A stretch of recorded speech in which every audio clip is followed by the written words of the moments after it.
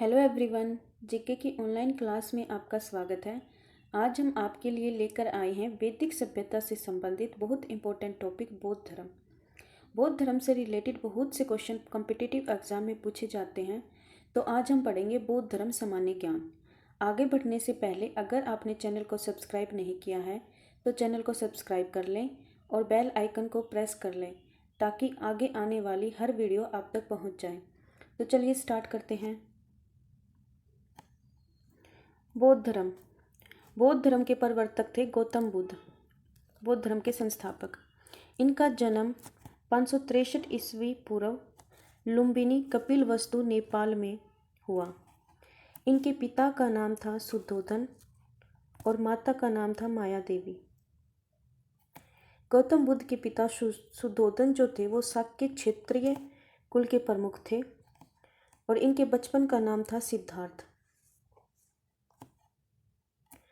इनकी माता माया देवी का निधन बचपन में ही हो गया था और इनका लालन पालन इनकी माता प्रजापति गौतमी ने किया था, जो इनकी मासी थी।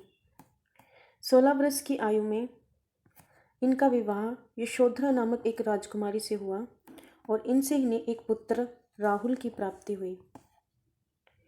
कपिलवस्तु की सैर के दौरान इन्होंने 4 दृश्य देखे।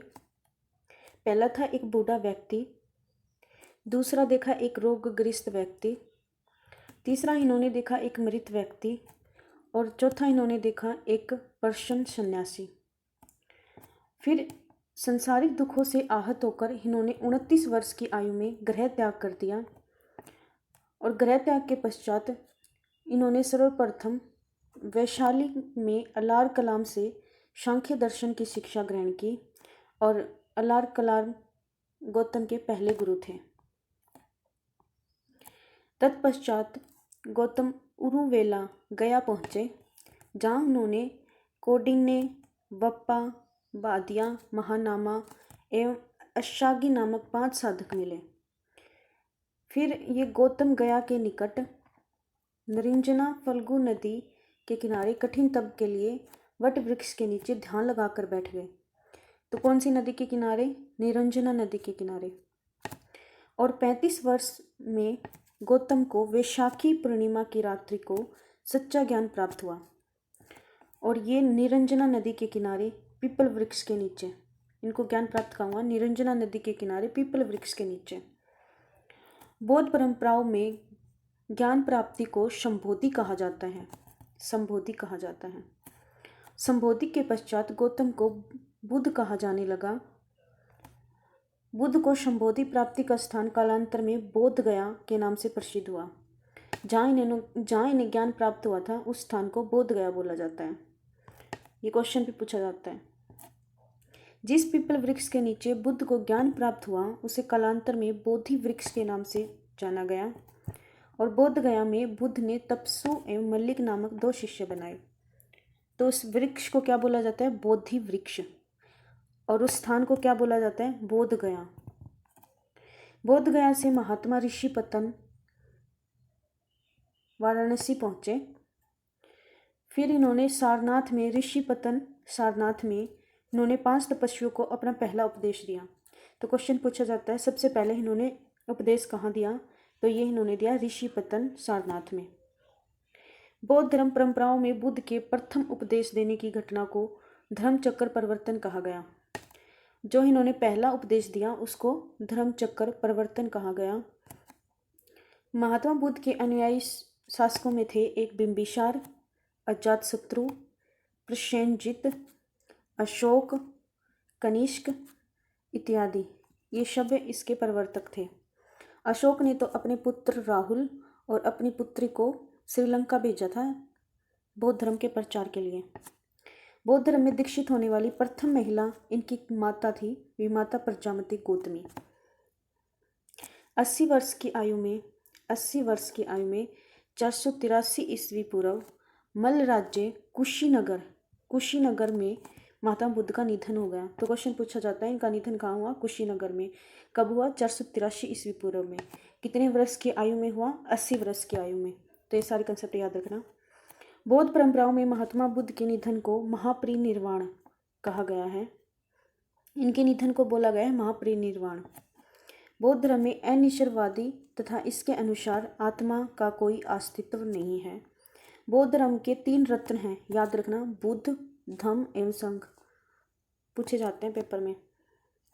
बौद्ध संघ में प्रवेश की प्रक्रिया को उपसंदा कहा जाता है।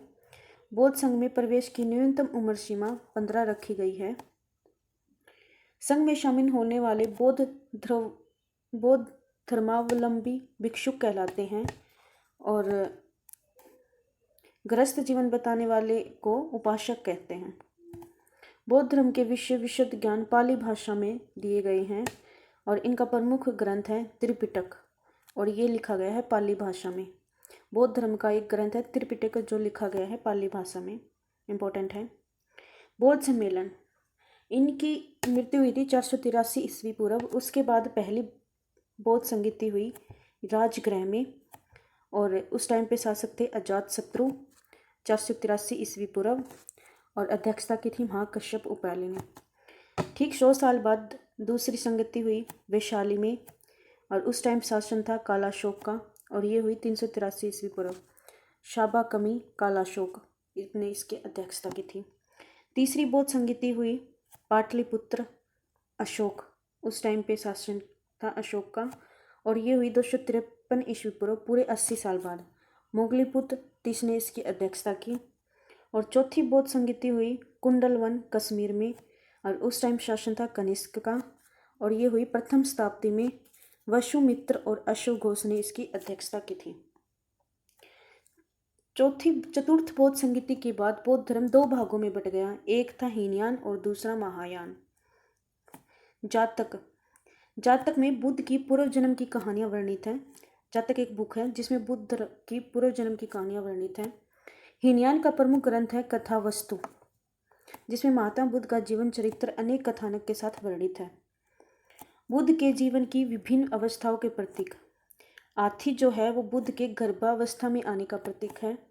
सांड जो है वो बुद्ध के यौवन का प्रतीक है और जो घोड़ा है वो बुद्ध के गृह त्याग का प्रतीक है और जो शेर है वो बुद्ध के ज्ञान से समृद्ध होने का प्रतीक है।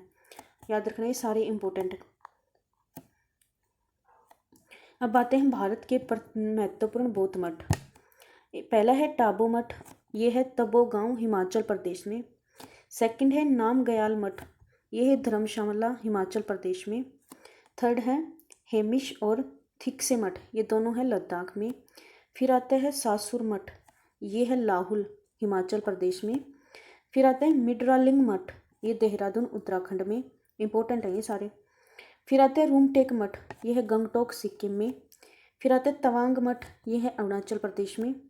फिर आते हैं नामाड्रिंग मठ, ये है मैसूर में। फिर आते हैं बोधिमंडा मठ, ये है बोधगया में। Thank you.